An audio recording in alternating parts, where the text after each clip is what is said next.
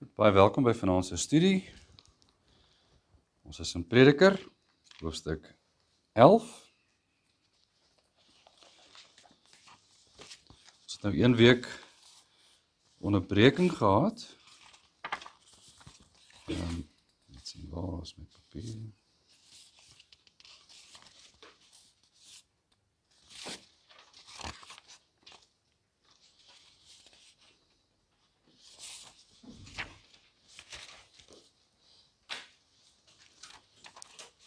Ons is in die 4de preek van Prediker en ons het gesien in hoofstuk 8 vers 14 tot 9 vers 16 die 3 punte wat gegaan het oor geniet jouself terwyl jy kan en hoe dit in die saak van die ongelowige inspeel en hoe die ongelowige dit sien. Toe het ons gekyk van hoofstuk 9 vers 17 tot 10 vers 20 het ons gekyk oor lesse wat die moeite werd is om te leer. Was 'n baie interessante gedeelte daardie. Dit het gegaan oor wysheid teenoor dwaasheid. Die hele tyd ons het iets geproe soos wat ons gewoonlik proe as ons kyk na Spreuke. Baie van die Spreuke karakter het deurgekom in daardie gedeelte. Nou is ons in die heel laaste gedeelte van hierdie boek eintlik. En ons gaan nou oor na, wat is die doel van die lewe? Dis die tweede hoofpunt van hierdie besondere preek. En ons gaan vanaand begin met hoofstuk 11. Baie naby aan die einde.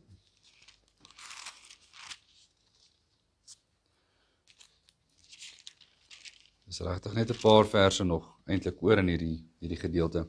Ons lees dan saam vanaf vers 1 in hoofstuk 11.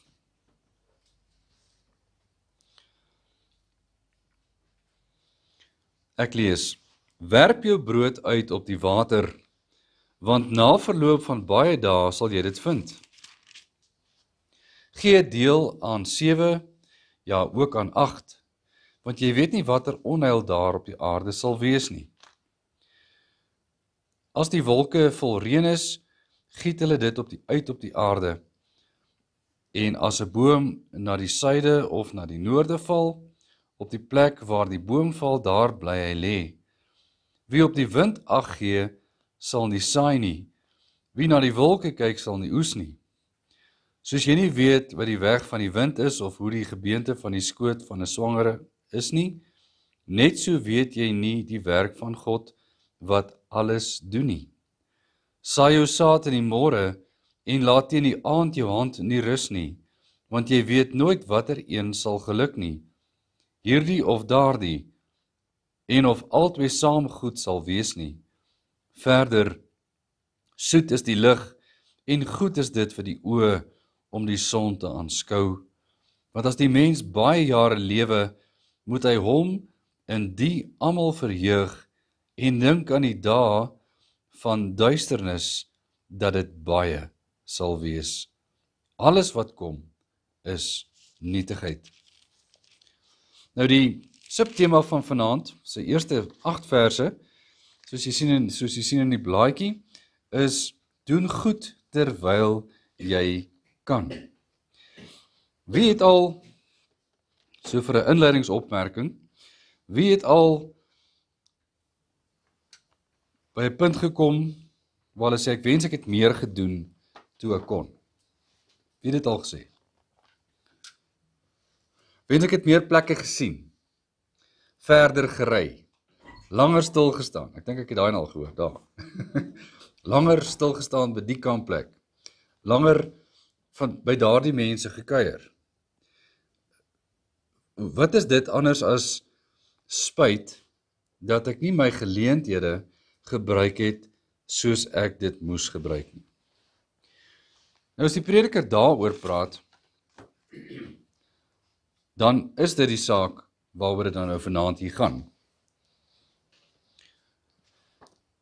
Vers 1 praat van werp jou brood uit op die water.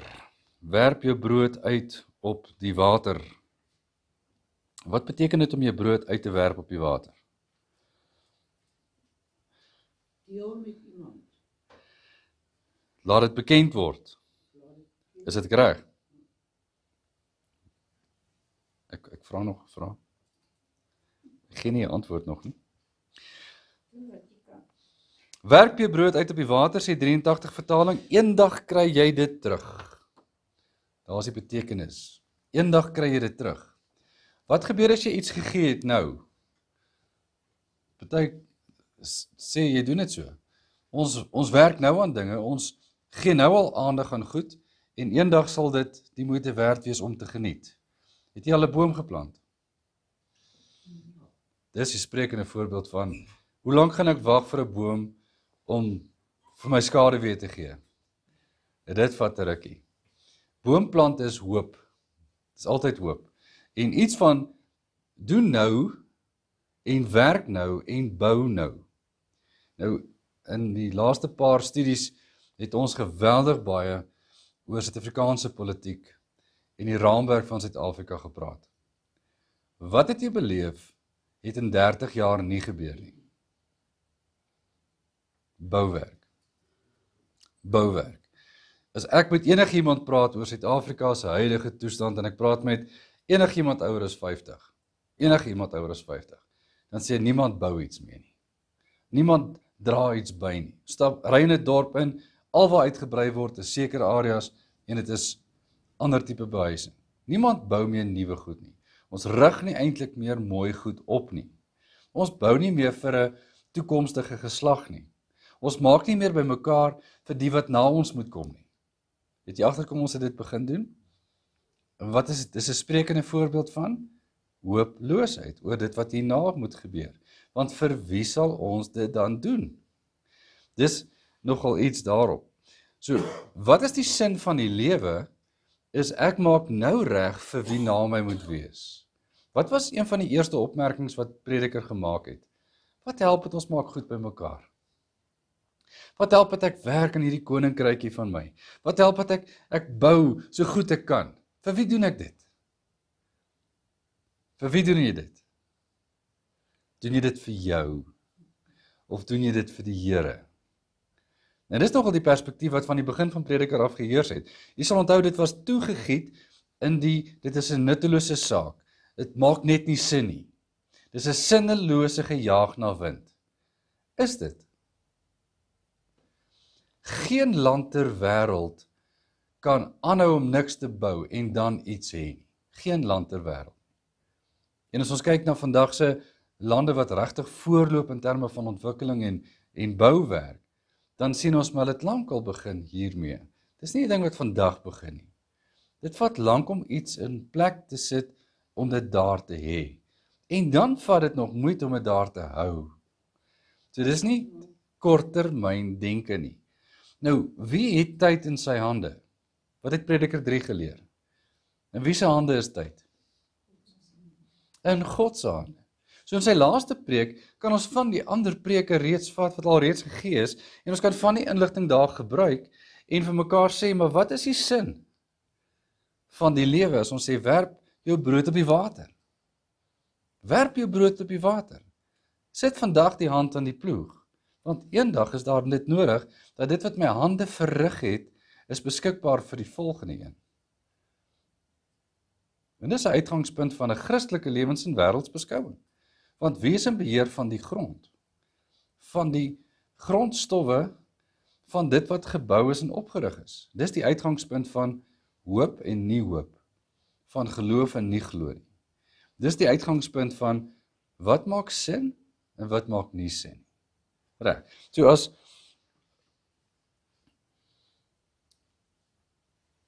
as die eerste vers in 83 sê werp jy brood op die water, eendag sal jy dit terug kry, dit terug. Waar 53 vertaling gesê het, werp jy brood uit op die water, want na verloop van baie dae sal jy dit vind. So die brood bly nie brood nie, dit word eintlik iets meer. Gee deel aan 7, ja ook aan 8, sê vers 2, want jy weet nie watter onheil daar op die aarde sal wees nie. Hoekom moet ek dit aan meer gee? Hoe werk die natuur? Hoeveel skilpaadjies word gebore? En hoeveel al die see? Reg. En is die gebrek aan skilpaaie so groot dat daar nie meer is nie? Okay, vergeet nie van die mense invloed daarvan. Maar daar sal altyd oorbly. Hoeveel muskiete broei uit en hoeveel bly lank genoeg lewe? Vlee, noem dit wat jy wil. Hoeveel voeltjies word daagliks doodgemaak en hoeveel voëls is daar nog oor? Wat gee die Here as 'n voorbeeld in die natuur? Hy gee vir ons 'n voorbeeld van sy voorsienigheid. So as jy aan meer gee, wat doen jy? Jy versprei die risiko. Ons praat ons van alles in een mandjie. Dis mos hoe die lewe werk. Hou die risiko's bymekaar. Nee, die Here versprei lankal die risiko in sy voorsienigheid. So maak ons ook wanneer ons doen en versprei aan meer. Hou jou besittings op 7 selfs 8 plekke, sê die 83 vertaling, want jy weet nie watter teëspoed oor die land kom nie. Het jy al gesien hoe werk boere vandag? Het hulle grond net op een stukkie plek? Het hulle net een soort grond? Verskillende grondtipes in verskillende distrikte. Hier het dit hierdie jaar baie gereën, daar het min gereën. Hier haal hulle iets af, daar kry hulle niks. So werk hulle met die verskansing selfs van dit. Hoe werk hulle met weidingsgrond? Selfde saak. Ons kyk na die landbounetwerk so, ons kyk na hoe werk beleggings. Selfde. Waar kry hulle die beginsel? Dit is klaar gegee. Dit is nogal mooi beskryf hier.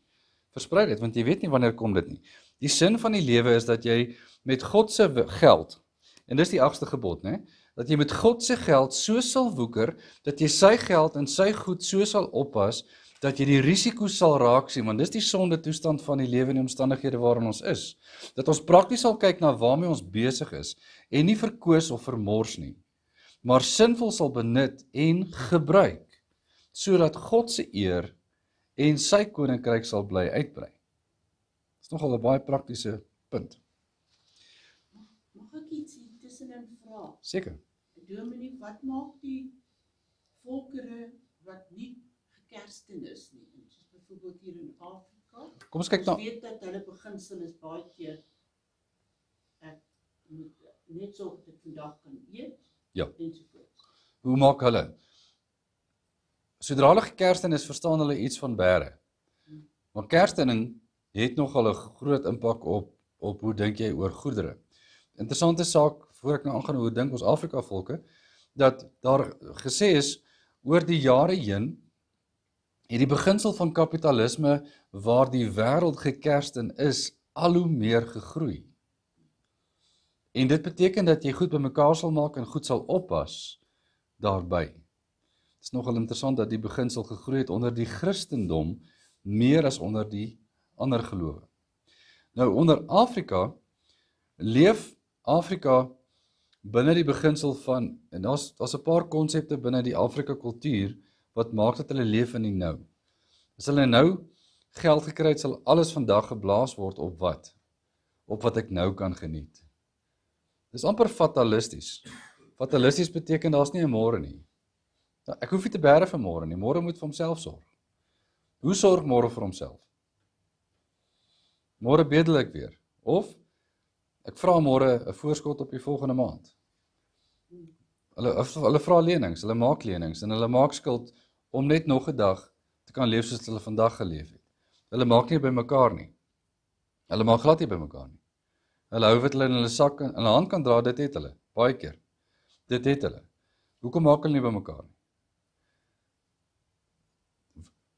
Hulle wil nie erken noodwendig dat daar 'n standpunt van ongeloof is nie, maar wat tel ons by hulle op?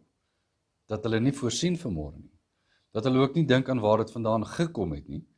En dat hulle eintlik 'n korttermyn gee het oor die saak van beskerm. Nou wat doen ons as ons geleerdheid sien by die Afrika mense? Die beginsel verander ook. Onkunde maak dat jy verkoos en vermors, en sodra kundigheid bykom, begin die verstaan van wat moet ek met die goed doen, bietjie meer groei. Wat doen geloof? Geloof gee eintlik 'n ander perspektief, dis wie se goed pas ek dan nou op? Dis waarby die prediker staan.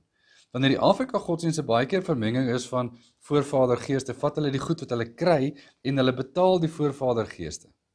Hulle verkoos dit in hulle vir hulle eintlik. In hulle diens word dit verkoos. So hulle geloofsimpak is geweldig dat hulle self verarm om die voorvadergeeste te dien. Dis nie 'n gesonde beginsel nie. So die heidendom val vas met wat hulle doen met hulle geld en hulle besittings. Die ander kant van die heidendom, veral in die westerse wêreld, raak nie kapitalisties op die Here vertroud nie, maar hulle raak dit word vir hulle afgod. Dit word 'n fokuspunt en hulle jaag al hoe meer na en sal dit so ver as wat hulle wil soek en al hulle aandag sal daarop wees. Dis die ander kant van die saak. En armoede werk nou weer aan die ander kant van die spektrum. Omdat jy so min het, gaan jy net 'n fokus hê op wat ek nie het nie en nooit die tevredenheid hê vir die 10de gebod vereis oor besittings nie. En mens, daar's 'n balans. Maar die armoede vraagstuk bly daar dat mense fokus op wat ek nie het nie en die rykdom fokus op wat ek het. En die twee staan op dieselfde stoel. Hulle staan op dieselfde platform.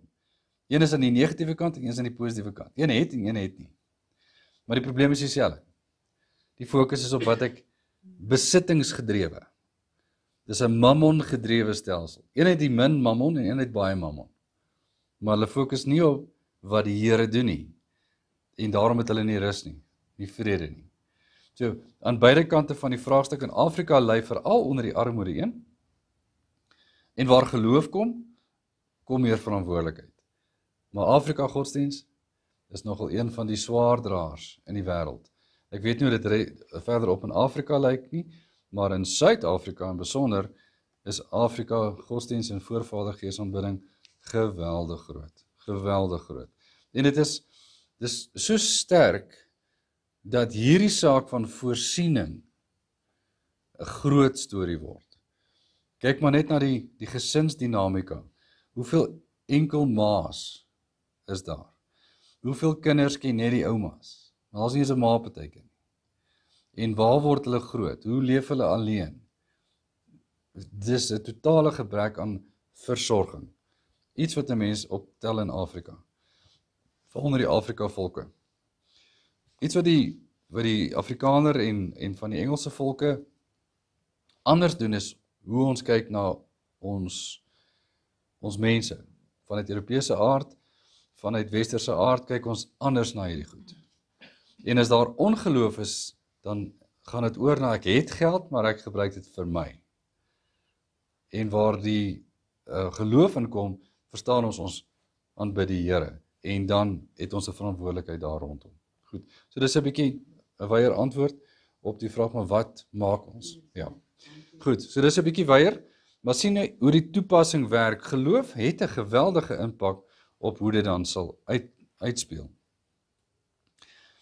Dan, vers 3 praat van as die wolke vol reën is, giet hulle dit uit op die aarde. As die boom na die suide of na die noorde val, op die plek waar die boom val, daar bly hy lê. Wie ag op die wind gee, sal nie saai nie. Wie het al kyk na die weer apps of ons daarom reën gaan kry? Ek dink almal het al. Vers 3:83 lees, as die wolke vol water is, reën hulle leeg op die aarde. As 'n boom nou suid of noord val, bly dit lê waar dit geval het. As ek kyk na die wolke en ek sien is vol reën, hoe lyk hulle dan? Donker. En as hulle nie vol reën is nie, hoe lyk hulle dan?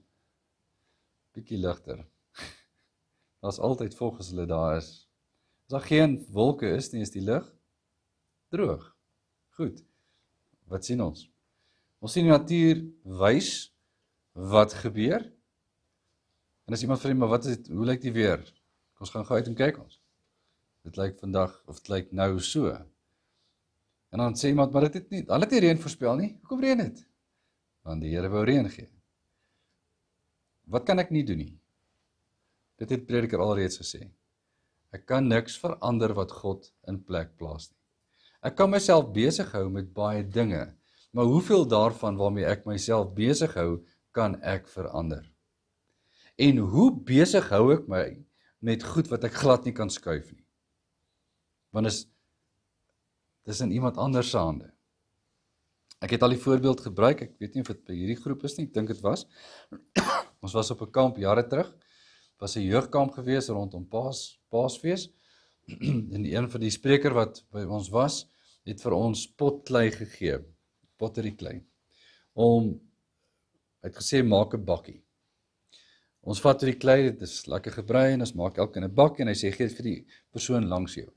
Jy vat die bakkie, gee dit, en onmiddellik kom hulle en hulle werk in jou bakkie, sê, los die bakkie uit, dis nie joune nie. Reg. Sy hele aanbieding het gegaan oor Jeremia 18, oor die pottebakker en die klei. En wat is Israel in die hand van die pottebakker? Israel in die hand van die pottebakker is juis die een wat hy vorm, hervorm, tot dit reg is. En as dit nie reg lyk nie, dan vat hy die klei en begin oor. Maar as God met jou werk, dan is jy in sy hande. En niemand anders gaan jou verander as die Here jou nie verander. Of niemand anders gaan die omstandighede verander as die Here dit nie laat verander. En hier's iets om te toets in ons huidige skommelagtige wêreld. Suid-Afrika plus die res van die wêreld. As die Here dit wil verander in 'n oogwink, hoe lank gaan hy vat om dit te doen? In 'n oogwink. As hy wil hê dit moet 10, 20, 30 jaar vat, dan gaan dit 30 jaar vat. Want dis die tyd wat hy gaan gebruik. As hy Israel se tyd bepaal het, julle sal 70 jaar in ballingskap wees, en as die klokkie lui, 70 jaar is verby, julle kan huis toe gaan, hier is die rekening, klaar betaal gaan, dis gereël. Die besending is gereël. Die goedere wat saam met julle gaan is gereël. Die koning wat dit koördineer is gereël. Waar is 'n probleem? Die koning wil ons nie glo nie, of die huidige regering het twis onder mekaar. Wag, ons gaan kyk in die briewe. Ja, die koning het gesê dit moet so wees. Herskryf die brief, gee die brief, gaan aan. Esra en Nehemia, jy kan nie glo wat daar staan nie. Dis ongelooflik hoe die Here 'n plan gemaak het en niemand kon in God se pad staan nie. Lees Esra en Nehemia deur en kyk hoeveel teëspoed is daar en hoeveel het God nog steeds laat gebeur. Ongeag mense wat probeer stokke in die speke druk van God se wil. Dit het net nie gewerk nie. Selfs die Daniël geskiedenis, Daniël 1 tot 6, die stok in die speke van, gaan Israel behoue bly? Ja, natuurlik. Hoekom? Want God het gesê, is net 70 jaar, en ek sal julle terugstuur. Niks van die profesie van God se wil het nie geskied nie. Die Ou Testamentiese geskiedenis is vir ons so klinkhelder, dat die Ou Testamentiese kerk nooit vasgebrand het nie. Nooit vasgebrand het met God se wil nie. Nooit vasgebrand het met sy uitkomste wat noodsaaklik was nie. Maar het Israel moedeloos geraak? O ja. Was Israel gewone mense, soos ons? O ja. Jode is maar anders. Maar gewone mense, want hulle is 'n ander volk. Maar sou ons net so of selfs erger geprotesteer het? O ja. Wat is 30 jaar in swaar kry teenoor Israel se 70 in Babylonië? Ons kan dit nie vergelyk nie. Maar hulle het hulle swaar kry gehad, elke volk kry hulle swaar kry. Ek dink almal kry hulle swaar kry ergens. Maar wat is die doel daarvan? Wat is die sin? Prediker gee vir ons 'n bietjie van 'n blik daarop, né? Prediker gee vir ons hierdie wysheid. Ons het praktiese goed het ons mee sukkel. Wie ag op die wind gee, sal nie saai nie. As jy die weer kyk en sê, ek dink nie ons gaan reën kry hierdie jaar nie. Miskien moet ek die saad in die saadsakkies los. Miskien moet ek die kunsmis terugstuur. Is dit nou gereën het? Wat maak ek nou? As 'n boer waar was die boer? In watter distrik? Dis nie ver van hier af nie. Hy het net geplant op geloof. Elke jaar het hy op die regte tyd geplant. Almal het gesê hy het geplant op geloof. En dan plant niemand en dan plant hy. En dan reën dit.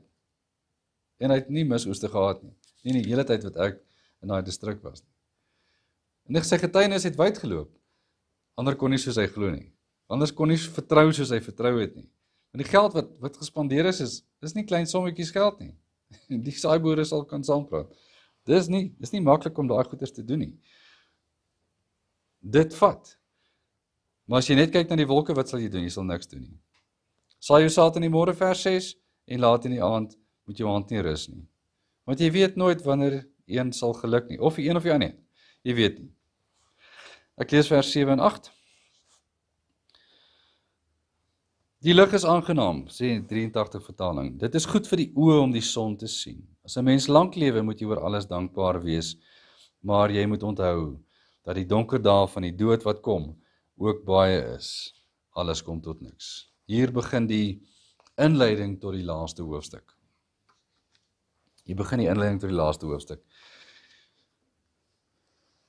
Wanneer die prediker sê die lewe het sin, het dit sin in die lewe of het dit sin in die dood? Die lewe het dit sin in die lewe of het dit sin in die dood? Albei. Sterf ek te vergeefs? Nooit nie. Lewe ek te vergeefs? Nooit nie. Is Romeine 14 vers 6 waar? Of ek lewe en of ek sterwe, ek behoort aan die Here. Reg. Die Nuwe Testament is nie so ver verwyderd van hierdie wysheid nie. Want wanneer ek myself besig hou met die dinge van die Here, terwyl ek lewe, maak dit sin. Want vir wie doen ek dit? Ons het dit al baie gehoor. Doen dit vir die Here. So wanneer daar 'n eindpunt in my lewe kom, vers 7 sê, soet is die lig, goed is dit vir die oë om die son te aanskou. Wanneer skyn die son? Wanneer jy dit sien. So maklik soos dit. Wanneer skyn die son? Wanneer ek dit sien. Wat is my reaksie as ek die son sien skyn? Dis die vraag. Die sin van die lewe is, het ek dankbaarheid vir die momente? Dis klein momentjies wat ek van praat. Ek het die son gesien vandag. Ek kan my hele dag begin met, ek het dit beleef, ek het dat beleef, ek het dat beleef, en baie maal het dit by my verby geskiet, en ek het dit nie besef nie. Wat is die sin van die lewe, as ek nie elke stukkie wat bestaan, elke stukkie wat gebeur het, nie erken nie? Want ek nie gekyk nie. Ek het nie gekyk nie. Want ek het nie God gesien nie. Want ek het hom nie gesoek nie. En dis 'n ingesteldheidssaak. Wanneer die wysheid van die prediker nou na vore kom in die heel laaste preek, sit hy dit neer waar dit pas. Waar jy met wat ook al besig is, en hier's baie temas genoem. Hier's koninkryk temas, werk temas, moenie lui wees nie temas, daar's tyd temas, daar's baie verskillende goed. Wat het ek met elke stukkie gemaak wat ek het? Net opkyk, die son skyn. Moenie vir die son kyk nie, is gevaarlik vir die oë. Maar ek moet sien, die son skyn. Dit beteken, 'n nuwe dag het gebreek. Daar sak die son weer. Sien ek die maan opkom. Pragtige maan. Dankie vir die lig in die hemel. Wat ook al ons dankbaarheid is, sien ons dit raak. Dan vers 8, as die mens baie jare lewe, en hierdie is so groot yskas tipe Bybelvers. Daai moet jy op die yskas sit, en as ek daar verbyloop sê ek, dankie Here. Want as die mens baie jare lewe, moet hy hom in die almal verheug. Wie verjaar vandag? Was een verjaarsdag maat vandag. En verheug hom in baie of in bietjie? Hy verheug hom in baie. En dit maak ons bly. Ons is saam bly. Hoekom vier ons verjaarsdag? Iemand het nou die dag so 'n storie gemaak oor verjaarsdag. En dit is so, hoekom maak ons 'n storie met 'n verjaarsdag? Dit maak net sin in 'n Christelike lewens- en wêreldsbeskouing. Want hoekom is ek bly ek is hier? Hoekom kan ander gelowe bly wees hulle is hier? Waarheen is ons op pad? Waarheen is ons as gelowiges in Christus Jesus op pad? Na die einde. En die wat nie hoop het nie, wil liewer nie verder lewe nie, en gaan liewer maklik dood, want hulle weet ook nie waar gaan dit wees nie. Dit is 'n baie hooplose situasie. Vir die Christen is dit 'n hoopvolle situasie. As ons weet, ons gaan sterf, is nie lekker om te weet jy gaan sterf nie, want daar is ander dinge wat mens pla oor doodgaan. Maar daar's een ding wat jou nie pla nie, is waarheen. Dit pla jou nie. En as dit jou pla, maak seker ons weet hoekom dit ons pla. Dat ons die saak uitsorteer voordat ons gaan. Ons het tyd daarvoor nodig. As die mens baie jare lewe, moet hy hom in die almal verheug en dink aan die dae van duisternis, dat dit baie sal wees. Alles wat kom is nietigheid. En hier word ons herinner aan die bestaanstoestand van gebrokenheid in die wêreld. En dis waar die 12de hoofstuk begin. Die 12de hoofstuk gaan vir ons nou daarin vat. Vers 9. Ons begin by die jongstes. Hier sit 'n paar. Verbly jou, vers 9, o jongeling. In jou jeug en jou hart, laat jou hart jou vrolik maak in die dae van jou jonkheid, en wandel in die weë van jou hart en in die aanskouing van jou oë, maar weet dat God jou oor al hierdie dinge in die gerig sal bring. Prediker 11 vers 9, een van die belangrikste verse vir enige jong mens. Jy's jonk. Jy weet dit. Hoekom? Jy kan vinnig loop. Jy kan mooi hoor. Jy kan intendeel, jy kan draf.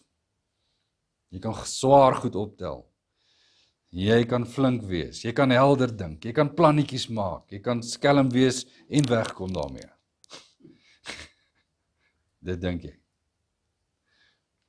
Jy kan baie goedjies doen wat jong mense kan doen, want jy's jonk. Daarom, die waarskuwing, en dis 'n Spreuke waarskuwing ook, maar hier staan hy baie pertinent. In jou jeug gaan jy alles doen met jou hart bly maak. Doen dit. Doen met jou hart bly maak. Geniet die jong mens lewe, wees vrolik. Niemand sê jy moet hartseer wees nie. Wandel in die weë van jou hart. Met ander woorde, volg jou hart. Maar hier is 'n waarskuwing albei. In die aanskouing van jou oë, maar weet dat God jou oor al hierdie dinge in die gerig sal bring. Alles wat jy doen is aangeteken. Ons dink altyd aan die CIA. Het al gehoor van die CIA? Amerikaanse intelligensiediens. Ons het ook ene, Suid-Afrika het ook ene. Afluistering en monitering en kyk wie jy is, waar jy is, wat jy doen, wat jy sê, waar jy gaan. En hulle dokumenteer sekere mense se bewegings. Almal sin eintlik, as jy 'n telefoon het, is jy gedokumenteer. Klaar. Want telefone is bewegingstoestelle en inligtingversamelaars. Toets Google, praat nonsens oor een tema. Volgende soektog op Google, het jou antwoord. Nie wonder hoekom dit moontlik is nie. Google luister. Google kan al die tale van die wêreld praat, want Google is geleer. Goed. Word ons na geluister? Ja. Kan Google alles sien? Nee. Google is nie God nie. Google is 'n masjien, is 'n rekenaar. Slim, baie slim rekenaar, baie groot rekenaar. Maar wie is God? En dis hier waar die jong mens iets by die ou mens moet leer. Want wanneer jy besig is met jou jong mens lewe, dink jy, ek doen nou die en niemand sien my nie. Ek doen nou daai en niemand sien my nie. Ek doen nou daai en niemand sien my nie. Jammer om te hoor, God sien jou wel. Hy sien elke oomblik. Hy sien, hier maak ek 'n verkeerde draai. Hy sien jy doen dit. Sien hy nog een, en hy sien nog een, en hy sien nog een. En hy kyk ons almal reg deur tot die dag van ons dood. God weet alles. So wanneer jy jouself oorgee en is my lewe, ek kan myself geniet, ek kan doen wat ek wil, weet dat die Here daardie dag vir jou gaan vra. Onthou jy die een? Onthou jy die een? Dis 'n skerp waarskuwing vir ons jong mense, want en dan vers 10, met die laaste vers van hoofstuk 11 is, weer verdriet uit jou hart, en hou die kwale weg van jou liggaam, want die jeug en die jonkheid is nietigheid. Pas jouself op, geniet jouself, maar pas jouself op. Wie is nou al oud en seer? Wie nie, kom ek vra die vraag reg, wie is nou al nie meer so jonk nie, maar seer? Ag, almal kan aan opsteek, want ons het almal 'n pyn van een of ander aard, waar ons ook al trek. Want, ons het iets te vinnig, te veel, te erg, ergens gedoen en vergeet waar ons trek. Vergeet waarmee ons eintlik besig behoort te wees. Ag, en ek kon dit al doen. Ek kon dit baie doen. En vandag kan ek dit nie doen nie. Vandag het ek so vervaldatum plakkertjie afgetrek van iets anders af. Dit was nie myne nie. Gooi ek hom weg. Want 'n mens se liggaam verval nie. Onthou dit, né? Partykeer het ek myself net seer gemaak want ek het te veel gedoen vir vandag. Ek sê nie ek kan dit nie doen nie, kan dit nie vandag doen nie. Daar's baie beperkings wat 'n mens kan beleef. Maar jong mense word gewaarsku dat hulle liggame moet oppas. Wat pas dit in by die wet? Hierdie 2 verse, vers 10 en 11. Van dit is 10 en 11, né? 9 en 10. Ekskuus, 9 en 10. Wat pas dit in by die wet? Dis reg, die 6de gebod. Jy moet lewe bewaar. So, wanneer jy besig is, as nog 'n gebod wat lekker inspeel hierop, en dit is die 10de een. Wat sê die 10de gebod? Jy moet tevrede wees met wat jy is en wat jy het. Wie is ek? In wie is ek geskape en wie is ek vandag? Dis wie ek is. My identiteit lê in die 10de gebod. As ek identiteit wil vorm, kan ek dit daar vorm. Ek mag dit net nie op my besittings vorm nie, maar ek mag dit vorm in wie ek gebore is en in wie ek gered is. Maar die 6de gebod sê ek moet lewe bewaar, my lewe inkluis. En daarom, hoekom? Want ek behoort nie aan myself nie, ek behoort aan die Here. Heidelbergse Katekismus, vraag en antwoord 1. Dan, die hoofstuk vir ons seniors. Dink aan jou Skepper in die dae van jou jonkheid, herhaling van vers 9.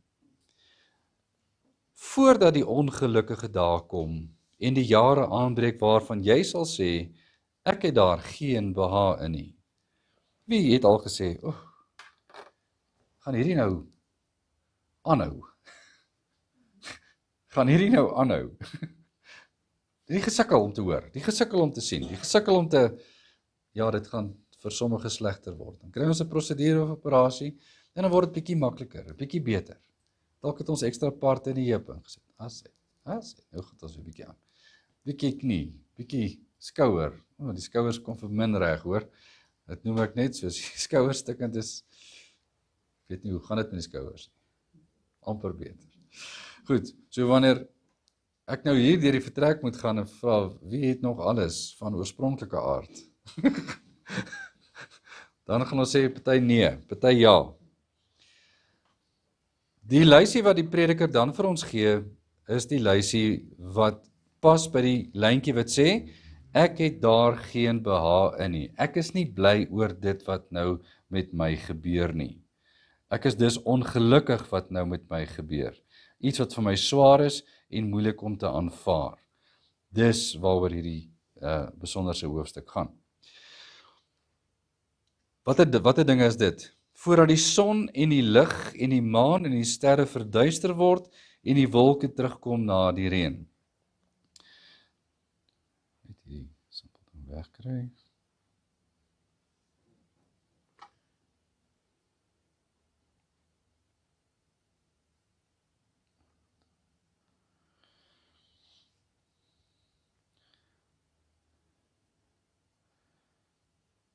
Goed, in 83 vertaling. Want dink aan jou Skepper, vers 2, dis die tyd wanneer die son donker sal word, en ook die daglig, die maan en die sterre, die tyd wanneer dit weer bewolk word na die reën. Nou word in beelde gepraat, nou word in prentjies gepraat. Wat het jy nodig om hierdie goed te sien? Sê. Nou as jy nie kan sien, die son is lig, en die maan is, en die sterre is lig, en die wolke is terug na die reën. As jy nie kan sien nie, wat het jy minder van? Oë. Wanneer jou oë nie meer lekker werk nie. Vers 3. Die dag wanneer die wagters van die huis sal bewe en die sterk manne krom word en die malers die werk staak, omdat hulle te min geword het, en die wat deur die vensters kyk verduister word. En hier word 'n paar beelde gegee. Die wagters van die huis sal bewe. Hy, wie loop lekker? Almal, tot op 'n dag. Dan loop jy nie meer so lekker nie. Die sterk manne krom word. Wie het al krommer bene gesien? Wat gebeur met ons beenstruktuur partykeer? Dinge gebeur, né?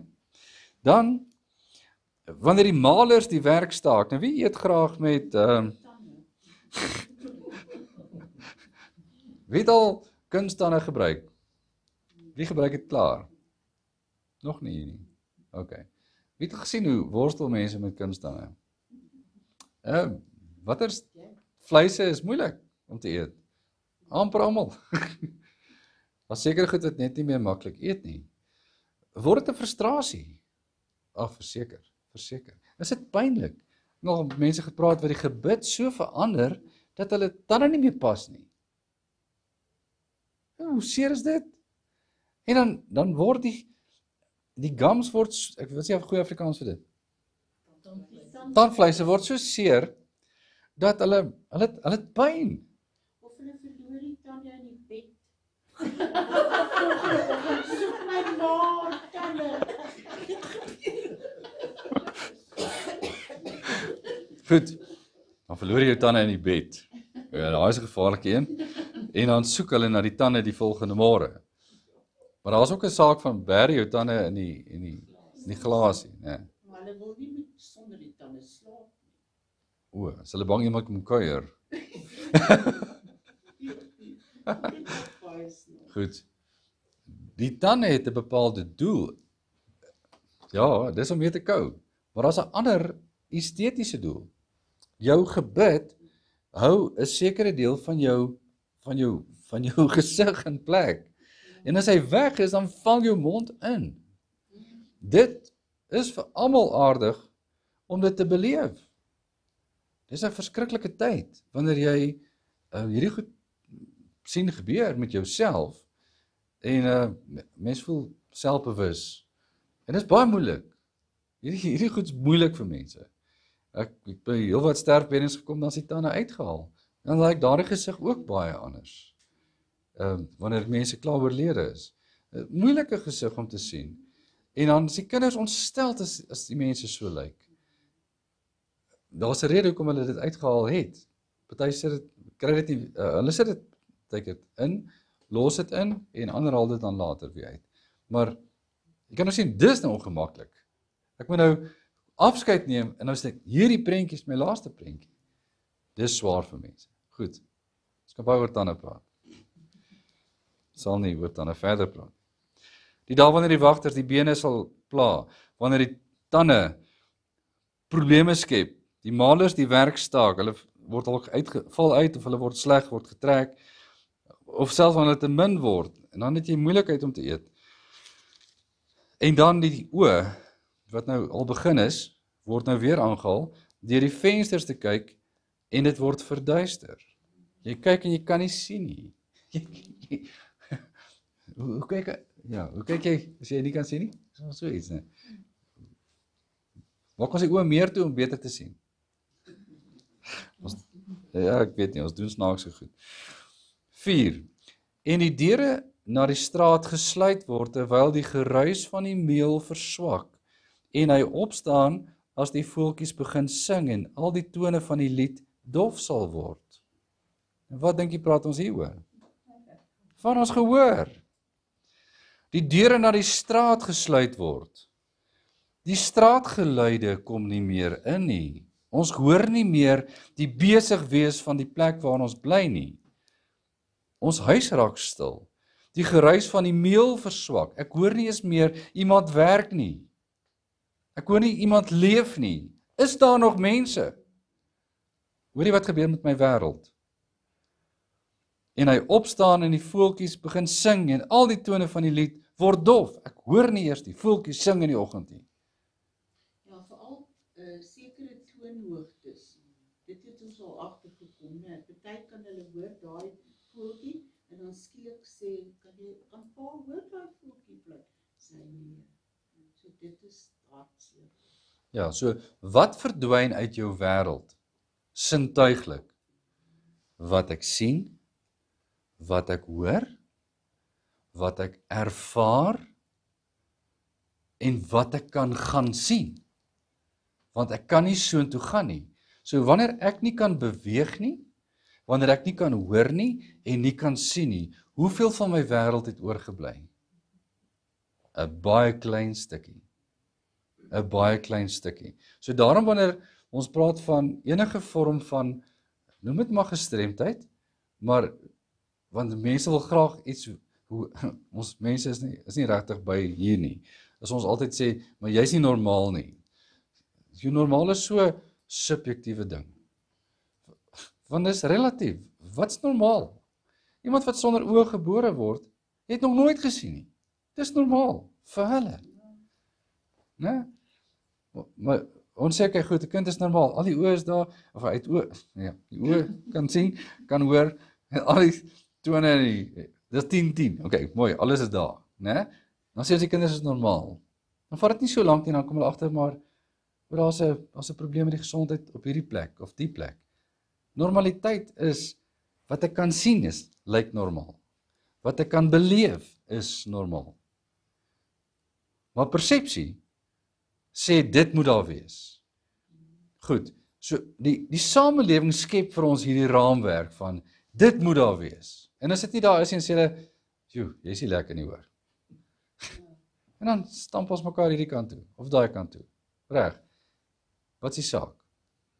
Die saak is, daar kom daar waarmee ons ongelukkig gaan wees het wat ons nie meer het nie. So wat jy mee begin het, was lekker. En na mate ons ouer geword het, wat ook al die rede was, want partykeer is dit nie ouderdom nie, partykeer is dit 'n ongeluk, partykeer is dit 'n ramp, partykeer het iets gebeur met jou, en dan het jy dit verloor. Jy kan niks aan gedoen het nie. Wie het, ons het van hierdie jare 2020 tot, waar ook al het geëindig het ons 'n COVID situasie gehad. Party het gesê, voor COVID was dit so, na COVID het hulle meer hierdie reuksintuig of daardie smaak, probleme nie, of daai sintuiglik nie. So nou is kos anders. Daar's iets anders nou. Daar's ander goed wat verander het ook as gevolg van hierdie hele toestand. Maar dit wat ons verloor het ons nog nie teruggekry nie. En wat ons nie teruggekry het nie, het ons minder van, en sommige is ongelukkig oor wat ons nie meer het nie. En dis 'n belewenissaak. En dis wat prediker hier sê. Dink aan jou dae toe jy jonk was. En die jonk was is soos in 'n beginpunt. Merk aan, wat het ek? Het jy dankie gesê vir die son toe ek dit kon sien? Het ek dankie gesê wat ek kon hoor? Was ek bly dat ek kon huppel? Jubel, spring, rondhardloop, ver gaan, ver ry, ver sien, mooi hoor. Was ek bly daaroor? Was ek bly daaroor? Dis die ding. Want ons weet eintlik nie wat kom nie. Ons weet nie wat kom nie. Ons weet nie wat's môre hier nie. Ons weet nie wat is volgende week hier nie. En ons weet nie wat gaan ons vandag verloor nie. En daarom, werp die brood op die water. Doen nou wat jy kan. Geniet nou wat jy kan. Wees in die tyd besig. Dan gaan hy verder. Nou het ek al ore verloor, ek het oë verloor, of sig, alles het 'n bietjie slegter geword, en ek het beweging verloor. Vers 5 praat van, hy sal bang wees vir 'n hoogte. Hoogtevrees is gegewe. Versigtigheid, want ek weet nie meer of ek hier kan loop. Ek weet nie of hierdie trappies nie te naby mekaar nie. Mense, hoe bou hulle sulke plekke? Het jy dit al gesê? Hulle bou ook nie reëlings, sit ook nie reëlings nie. Waar was hy? Ek gaan nie afval. Ek gaan nie afval. Ja, jy gaan. Almal gaan. Hier moes 'n reëling gewees het. Vir wie is hierdie plek gebou? Vir jong mense. Vir sterk mense. Beteken ons ou mense mag nie meer hier wees nie. Nee. Ons het nog nie daaraan gedink nie. En wie dink daaraan? En dis die vraag. Wie dink aan die goed? As die wysheid hier te sprake kom, hoekom moet ek dit so oprig van die begin af? Want wie moet almal hier wees? Wanneer ons geboue oprig, dink ons nie aan alles nie. Want ons is dalk nie oud genoeg om dit te beleef nie. En die beplannemakers is nie noodwendig in daardie raamwerk van besef, wat gaan ek vermis nie. Dis waar dit inkom. Dis waarop dit neerkom. Wie is waar? Jy gaan dalk bang wees vir 'n hoogte, vers 5. Verskriklike dinge sal op die pad wees. En die amandelboom sal in die bloei staan. En die springkaan sal homself met moeite voortsleep. En die kapperkruid nutteloos wees, want die mens gaan na sy ewige huis en die rouklaar sal op die straat rondgaan, voordat die silwerdraad verwyder word, en die goue oliekruik stikkend val, en die kruik by die fontein gebreek word, en die wiel stikkend in die put val, en die stof na die aarde terugkeer, soos dit gewees het, en die gees na God terugkeer, wat dit gegee het. Alles te vergeefs, sê die prediker, dit is alles te vergeefs. Waaroor gaan die laaste paar verse? Amandelboom. Ons lieve hare. Wat is die tekens van silwer? Ja, die amandelboom is reg, maar wat is die teken? Die silwerdraad is natuurlik die laaste draad wat gesny word. As die kruik val en hy breek, kan hy ooit weer lewe? Kan hy ooit weer sy funksie vervul? Nee, hy stikkend, is klaar. Dis verby. Die laaste paar verse gaan oor en ons die einde bereik van dit waarmee ons besig was. As die stof teruggaan na die aarde. As die gees teruggaan na God toe. Alles is verby. Is dit te vergeefs? Is die vraag. Nee. Maar wat is te vergeefs van hierdie proses? Die idee dat dit sal aanhou en altyd lekker bly. Dit bly te vergeefs. Want hierdie wanpersepsie van ek moet bly soos ek was. Daar lê die wysheid. Dat ek gaan bly soos ek was. Ek gaan jonk bly, ek gaan sterk bly, ek gaan mooi bly. Sterkte. Nee, jy gaan ouer word. Jy gaan kreukels kry. En dit gaan wys dat ons ouer is. Ons gaan 'n ander haarkleur kry, onherkenbaar van die oorspronklike weergawe. Ons gaan anders loop, anders dink, stadiger word, meer vermoënd die lewe beleef. Inteendeel, die lewe gaan jaag by ons verby. En waar sal dit stop? Waar die Here die lyntjies sny. Dis sinvol. Want hoe lank kan jy leef in die toestand? Daar was 'n groot stuk genade toe die Here sê, laat hulle nou nie eet van die boom van die lewe nie. Hoekom is dit 'n stuk troos in Genesis 3? Hoe lank sou ons kon uithou met verdorwenheid? Was God nie alwys nie?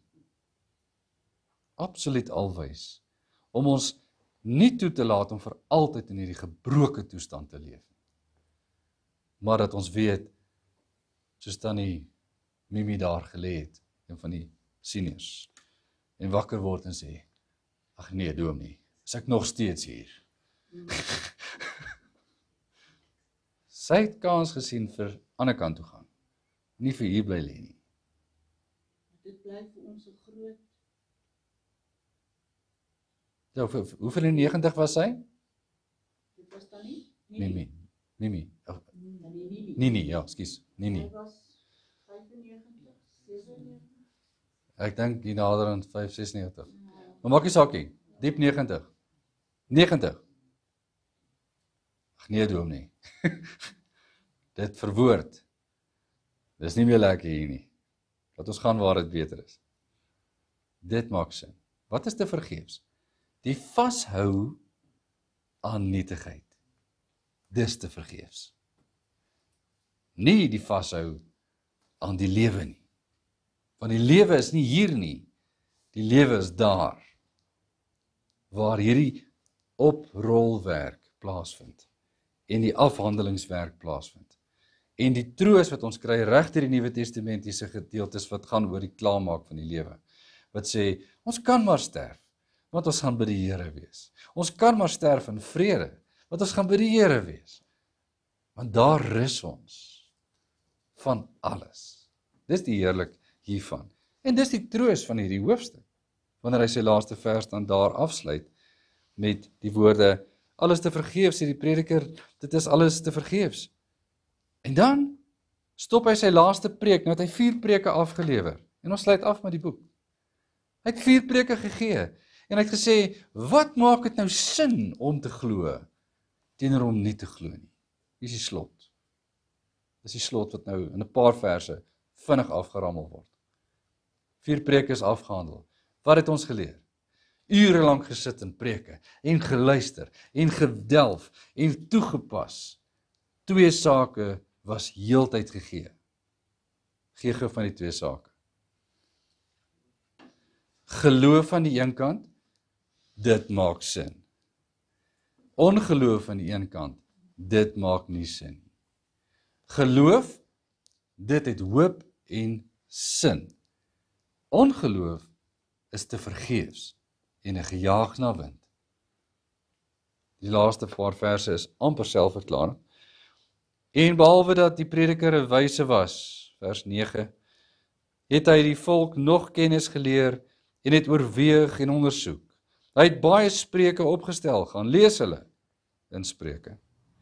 Die prediker het gesoek om welgevallige woorde te vind en wat reg is geskrywe is, woorde van waarheid. Die woorde van die wyse manne is soos prikkels en soos spykers. Diep ingeslaan is die versamelde spreuke. Hulle is deur die enige herder gegee. Hoekom is die herder met 'n hoofletter? Waar het hy sy wysheid gekry? By die Here. Dit maak sin. Vers 12. En buitendien, my seun, wees gewaarsku. Aan baie boeke maak, kom geen einde nie. En baie studie is vermoeiing van die vlees. Elke student het dit neergeskryf. Ons het dit nog steeds.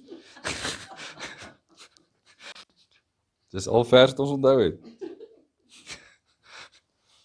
Aan baie boeke maak, kom geen einde nie. Hoekom is dit neergeskryf? Wat is die sin daarin? Jy kan baie kennis bymekaar maak. Jy kan grade opstapel. Jy kan al die kennis hê, maar wat mis jy? Wat mis jy? Dis die vraag. En dis die antwoord wat hy dan gee.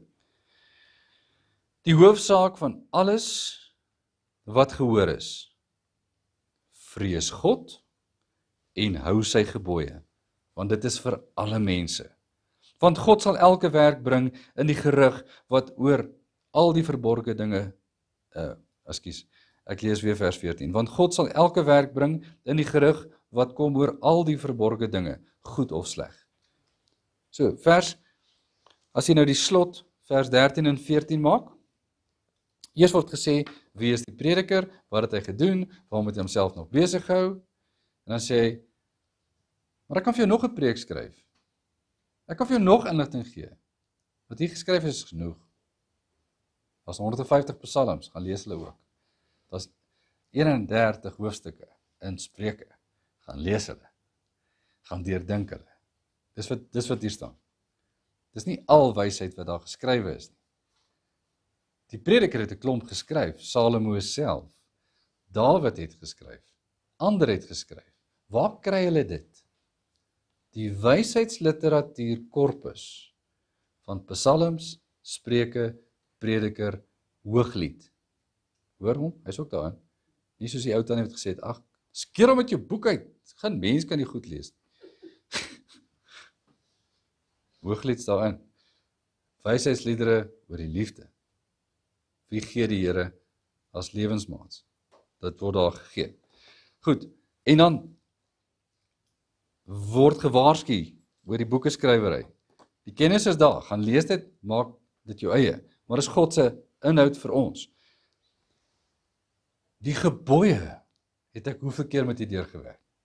Het jy gehoor, dis die basis van die wet, dat die wysheid toegepas word op God se wil. En dis wat wysheidsliteratuur is. Dat wanneer ons die gebooie verstaan in die konteks van God as koning, het ons wysheid. Dan staan ons aan die een kant, Psalm 1, oordink die wet van die Here dag en nag, dan sal jy hoe wees? Een wat sin maak van die lewe. As jy wil in onsin leef, vergeet van die Here en sy wet, en gaan staan aan die ander kant. Jy sal jouself vasloop teen iets, iemand, en 'n besonder in die Here. Want die Here weet wat jy doen. Dis die laaste vers. God sal elke werk bring in die gerig. Nog 'n yskas versie. God sal elke werk bring in die gerig, wat kom oor al die verborgde dinge, goed of sleg. Wie sal finaal kyk? God sal. Ek hoop hierdie wysheid van Salomo in hierdie 4 preke sinvol gevind. Die praktiese toepassings daarvan in die lewe, in ons land, in die wêreld en oral, gaan pas meer toe. Neem dit, hardloop hiermee, en leer om te onderskei tussen reg en verkeerd, tussen sinvol en goddeloos. Want dis die 2 kante van die lewe, en dit verander nie. Opmerkings?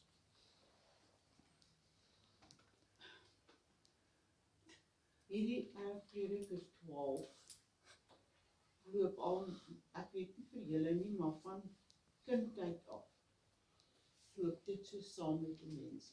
En dit was toe al vir my so mooi, dat mens nou so praat oor die oë en die loop en die hare, die amandelboom wat in blom staan, ensovoorts, ensovoorts. En daar sit ek met Prediker 12. Daar is ons nou in Prediker 12. En ek kyk vanaand weer, dit is daar maar pragtig geskryf. Dis nou maar mooi beelde. Pragtige beelde. Goed.